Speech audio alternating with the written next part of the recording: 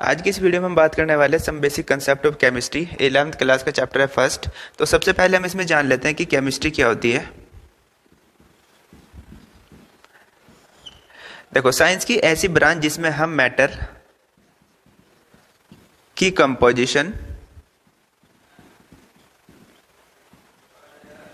इसके स्ट्रक्चर और इसकी प्रॉपर्टीज के बारे में स्टडी करते हैं और मैटर में होने वाले चेंज और इसके चेंज को गवर्न करने वाले लॉ, इन सब की स्टडी साइंस की जिस ब्रांच में करते हैं हम उसको कहते हैं केमिस्ट्री। अब हम बात कर लेते हैं नेचर ऑफ मैटर के बारे में।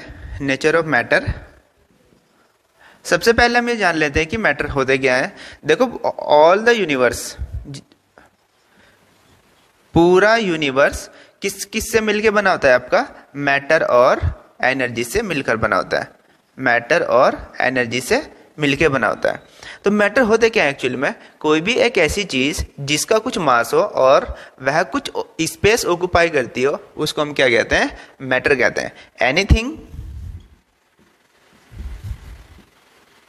दैट हैज मास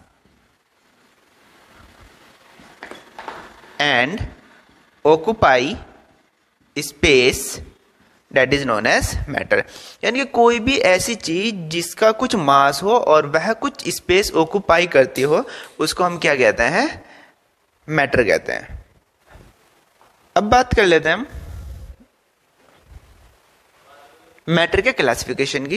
देखो, जो मैटर का क्लासिफिकेशन है वो दो तरह से किया गया। एक फिजिकल क्लासिफिकेशन किया गया और एक केमिकल क्लासिफिकेशन किया गया। फिजिकल क्लासिफिकेशन के बेस पर हम इसको फर्दर क्लासिफाइड कर देते हैं। फिजिकल क्लासिफिकेशन के बेस पर इसको हम तीन तरह से क्लासिफाइड करते हैं। कौन कौन से हैं तीन तरह के? वो एक आपका सॉलिड फिजिकल क्लासिफिकेशन,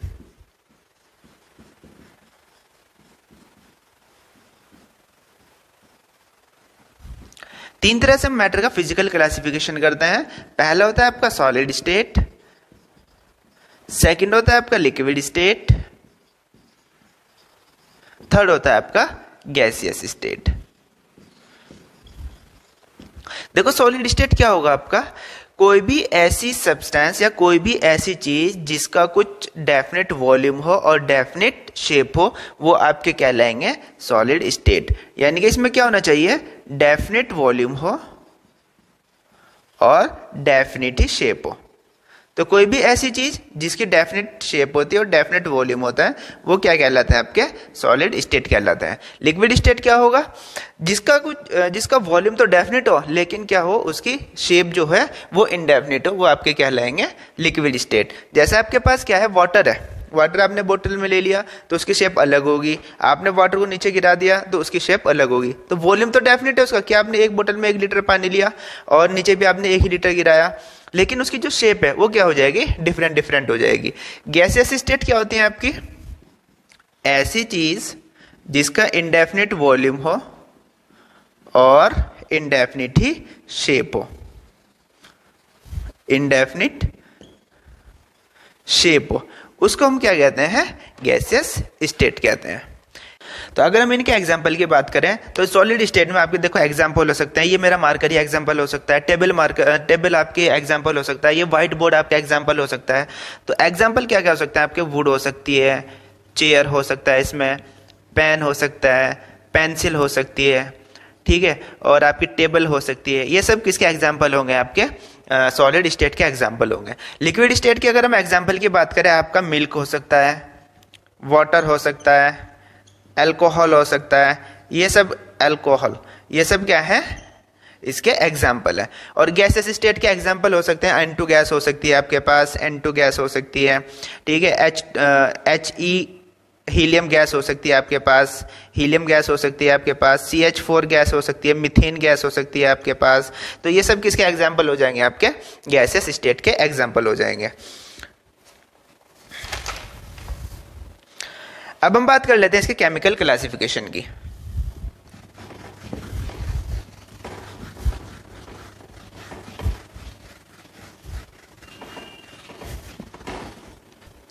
अब हम इसके केमिकल क्लासिफिकेशन की बात कर लेते हैं। तो जब हम इसके केमिकल क्लासिफिकेशन की बात करते हैं तो हम इसको दो तरह से क्लासिफाइड करते हैं, एक आपका मिक्सचर होता है, दूसरा आपका प्योर सब्सटेंस होता है। देखो मिक्सचर क्या होता है आपका, जब दो या दो से ज्यादा प्योर सब्सटेंस एक साथ कंबाइन हो जाती हैं तो हमारे क्या फॉर्म होते हैं, मिक्सचर फॉर्म होते हैं। जैसे आपके पास क्या हो गया, मिल्क एंड वाटर, मिक्सचर बन जाएगा। आपके पास क्या हो गया, sugar and water, sugar and water, आपने वाटर में शुगर को डिसॉल्व कर दिया, आपने NaCl को वाटर में डिसॉल्व कर दिया, तो ये क्या बन जाएंगे, आपके मिक्सचर फॉर्म हो जाएंगे। अब ये जो मिक्सचर होते हैं आपके दो तरह के होते हैं, कौन कौन से होते हैं, एक आपका होमोजीनियस मिक्सचर होता है, होमोजीनियस, एक आपका हेट्रोजीनियस। अब होमोजीनियस मिक्सचर क्या होते हैं और हेट्रोजीनियस मिक्सचर क्या होते हैं। देखो जब हम कोई मिक्सचर फॉर्म करते हैं और वो थ्रू आउट एक जैसा दिखाई दे तो हमारा क्या होगा, होमोजीनियस मिक्सचर होगा। जैसे आपके पास क्या है, शुगर को आपने डिसॉल्व कर दिया वाटर में, तो ये क्या बन जाएगा, आपका होमोजीनियस मिक्सचर बन जाएगा और थ्रू आउट एक जैसा सॉल्यूशन दिखाई देगा। आपने NaCl को डिसॉल्व कर दिया वाटर में, तो ये थ्रू आउट एक जैसा दिखाई देगा और एक होमोजीनियस मिक्सचर बन जाएगा। दूसरा हमारा क्या होता है, हेट्रोजीनियस मिक्सचर। हेट्रोजीनियस मिक्सचर क्या होते हैं, देखो जो थ्रू आउट एक जैसा दिखाई ना दे, यानी कि जिसमें सेपरेशन के एक बाउंड्रीज दिखाई दे, उसको हम क्या कहते हैं, हेट्रोजीनियस मिक्सचर कहते हैं। जैसे आपके पास क्या है, ये बीकर है, इसमें हमने वाटर फिल कर दिया, ये आपके पास वाटर है और आपने इसमें ऑयल डाल दिया, तो आपके पास क्या होगा, जो ऑयल की बूंदें हैं वो अलग दिखाई देंगी, आपको एक सेपरेशन की बाउंड्रीज दिखाई देगी जो वाटर को अलग करेगी और ऑयल को अलग करेगी। तो इस तरह के जो सॉल्यूशन होंगे वो क्या कहलाएंगे, आपके हेट्रोजीनियस मिक्सचर कहलाएंगे। दूसरा एग्जांपल ले सकते हैं हम, वाटर में हमने सैंड डाल दी, सैंड मिट्टी, तो ये भी क्या हो गया, आपके अलग अलग पार्टिकल दिखाई देंगे, इसके वाटर अलग दिखाई देगा और सैंड के जो पार्टिकल्स हैं वो आपको अलग दिखाई देंगे। तो इस तरह के जो मिक्सचर होंगे वो क्या कहलाएंगे, आपके हेट्रोजीनियस मिक्सचर कहलाएंगे। सेपरेशन की बाउंड्रीज हेट्रोजीनियस में अलग से दिखाई देती है, जबकि हमारे पास जो सेपरेशन बाउंड्रीज है होमोजीनियस मिक्सचर में दिखाई नहीं देती हैं। इनको हम सेकंड बात कर लेते हैं हम इसमें प्योर सब्सटेंस की।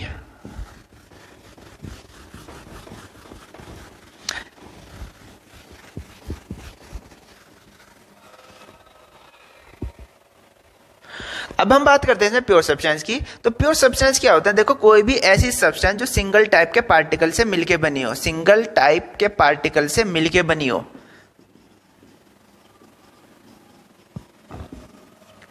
तो वो क्या कहलाएगी, आपकी प्योर सब्सटेंस कहलाएगी। तो प्योर सब्सटेंस क्या होते हैं, क्या कह सकते हैं प्योर सब्सटेंस के लिए, कोई भी एक ऐसी सब्सटेंस जो सिंगल टाइप के पार्टिकल से मिलके बनी हो, उसको हम क्या कहते हैं, प्योर सब्सटेंस कहते हैं। और प्योर सब्सटेंस को हम फर्दर क्लासिफाइड करते हैं, कौन कौन से, आपके पास एलिमेंट और कंपाउंड, दो तरह से हम इसको क्लासिफाइड करते हैं, एलिमेंट्स एंड कंपाउंड,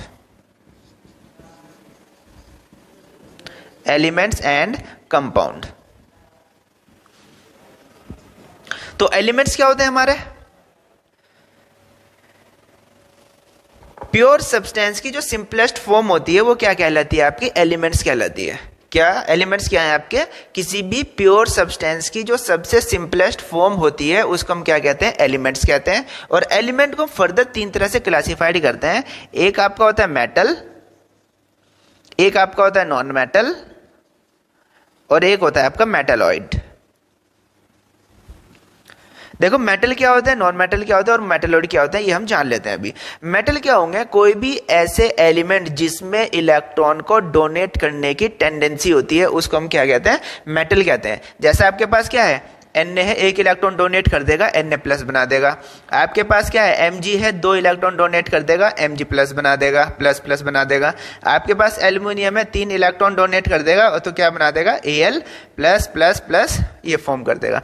तो कोई भी एक ऐसे एलिमेंट जिनमें इलेक्ट्रॉन को डोनेट करने की टेंडेंसी होती है वो क्या कहलाते हैं, आपके मेटल्स कहलाते हैं। नॉन मेटल क्या होते हैं आपके, जिसमें इलेक्ट्रॉन को एक्सेप्ट करने की टेंडेंसी हो वो क्या कहलाएंगे, आपके नॉन मेटल कहलाएंगे। जैसे आपके पास क्या है, फ्लोरीन, क्लोरीन, आपके पास ब्रोमीन, ये इस तरह से क्या कहलाएंगे, आपके कार्बन, ये क्या कहलाते हैं, आपके नॉन मेटल कहलाते हैं। अब मेटलॉइड क्या होते हैं आपके, देखो ऐसे कुछ ऐसे एलिमेंट प्रेजेंट है जो मेटल की प्रॉपर्टीज भी एग्जिबिट करते हैं और नॉन मेटल की प्रॉपर्टीज भी एग्जिबिट करते हैं।